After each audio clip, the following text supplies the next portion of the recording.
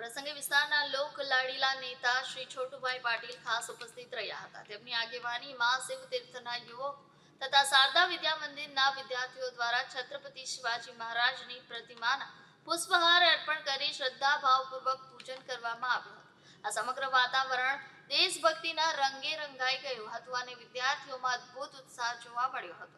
પછી આયોજિત પ્રેરણાત્મક કાર્યક્રમ દરમિયાન શિવાજી મહારાજના શૌર્ય ગાથા, તેમના અદમ્ય સંઘર્ષ અને હિન્દવી સ્વરાજ્યની સ્થાપના માટેના પ્રયાસો અને જન કલ્યાણકારી શાસનની વિશેષતા ઉપર વિગતવાર માહિતગાર કરવામાં આવ્યા હતા। વિદ્યાર્થીઓને સમજાવવામાં આવ્યું હતું કે શિવાજી મહારાજ માત્ર એક શૂરવીર રાજા જ ન હતા, પરંતુ તેઓ એક શ્રેષ્ઠ સંચાલક, દૂરંદેશી નેતા અને નારી સન્માનના પ્રતીક હતા। મહારાજના જીવનમાંથી શિષ્ટ સંગઠન શક્તિ, સ્વાભિમાન, દેશ પ્રેમ અને ધર્મનિરપેક્ષ શાસનની મૂલ્યોને અપનાવવાનો સંદેશ આપવામાં આવ્યો।